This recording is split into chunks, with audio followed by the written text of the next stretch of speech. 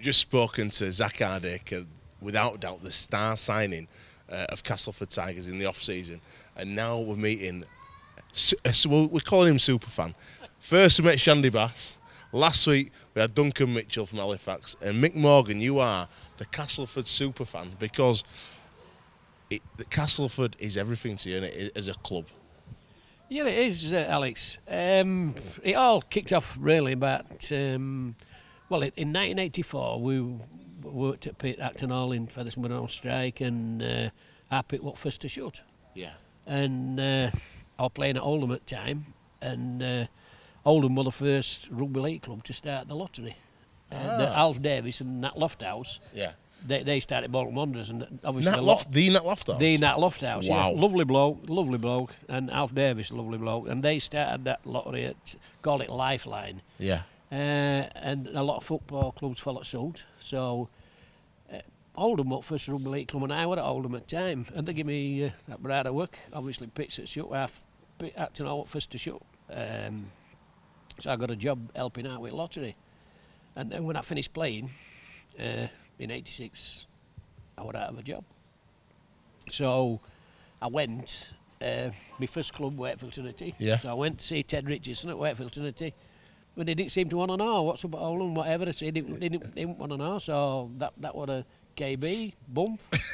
So then I went to my hometown club, which is Featherston. Yeah. And I went to see Bob Ashby, and he was very sympathetic with Bob to what's going off and thing, but he didn't think, especially after the strike as well, that it could support, the town could support a lottery. So that was it, and I was out of work. I was doing a testimonial dinner for Keith England at Dragon Isle in Leeds. Yeah. And after I hosted dinner, and after that, the then chairman David Paul to come to see me. Yeah. With John Joyner and Kevin Ward. Will I come down to Cass and set lottery up and whatever? Of course I will. I was out of a job, so I come down here and Cass took me on, and I've been here ever since. That's why I'm a Cass fan. And the obviously the club's really kind to you, and you've had a few jobs since you've been here. Talk us through all your many roles within Castleford Tigers. Well, when I started off, I started off as doing lottery, so we did lottery. Yeah. And then we started with. Obviously commercial side. Yeah. So it David was brilliant, and we built the upstairs, which is still here now. We have been. Yep. Commercial suite. That was done by David and his building firm, and also the outside, which was that's where they sold out merchandise. There wasn't a bar. Yeah. There was not a bar here where speckies could go in on match days. When I come here, there was just what they call the International Bar. Yeah. Which is now the Tiger Bar. Yep. And believe it not, that was in 1968 that opened, and it was £5 membership to join. Yeah. And in 1988, it was still paying a £5. And it costing them. That 60-odd members, and it was costing them more for 2 bouncers on thing than it was costing what they got in from fivers. Wow. So he says, let's open it up. And we had this other one down here, we call it Lifeline Bar, and that was even every week. There were funny things going off after the game, singing ref was singing, it was just a fun place to be. So that's how we built that up. And you've shot to fame as a club commentator. Yeah, well, we did a lot of dinners and all back in the day, and luncheon clubs and whatever. And then me and our assistant coach, Van der Velde. Yeah. What were he like as a bloke? He was top bloke, absolutely super. I've just seen him out. I've just met up with him, and still never looks no different, no lad. They said they were twins, but it's probably because we both got bald heads. But he top bloke, still is, and but. Our assistant, and then obviously doing all commercial side, everything like that. So John Joyner finished playing, and John had signs on being a first team coach. So I stepped down and let John, because I was never going to be a first team coach. So John took over. So I started then doing commentary. So Mick, do commentary. So I started doing it. Give us your famous line. Well, I can't speak.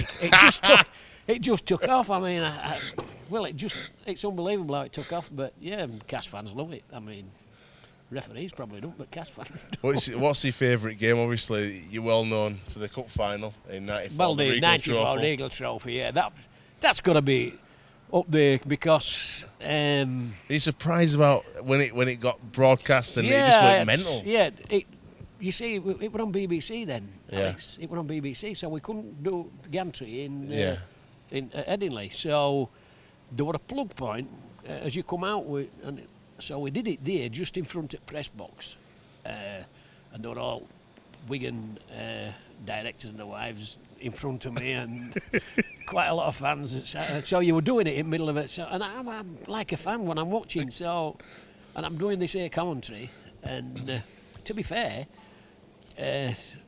The Wigan contingent didn't like it because they're getting beat, and at half time the stewards come to eject me from down, and the pressman behind me, fair play to him, said, "Listen, he's only doing a job. He ain't doing no wrong, whatever. He's only doing his job, and they don't like it because basically they're getting beat." So that was it, and carried on and. The rest is history, to be honest. But yeah, that was great that day. I mean, it was a perfect performance, as good as I've ever seen a Cass team. 33-2 against an amazing Wigan side. Yeah, I mean, half time. Yeah, half time. I think it was 20 points to 2, something like that. And I thought and obviously Cass must have known that they're going to throw kitchen sink in the second half. For 20 minutes they did, and they couldn't score. And then Tony Kemp dropped a goal from halfway line. 21-2, heads went down. Couldn't see it Wigan. I thought there's no chance coming back down. They'd thrown everything they could at Cass, and Cass defending, and that was it. And you said obviously that's one of the finest performances. Are you getting a feeling now under Darryl Powell that we're looking at like a squad that can go on and really challenge this year in Super League? Well, I think it.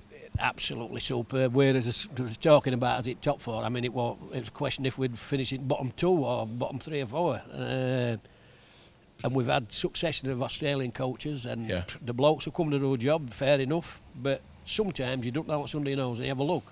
Yeah. And he's come in, did Daddle, and what's he changed? Well, he's changed. Well, for a start, he's changed when we play. Yeah. First of all, he's got all his coaching staff.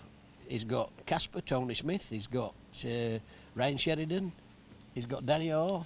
All local lads. Yeah. People love that, don't they? Yeah. People love that. She's got all local lads. They could all play a bit, whatever. All good players. And a lot off the cuff. Off the cuff. Oh, I'm not saying that.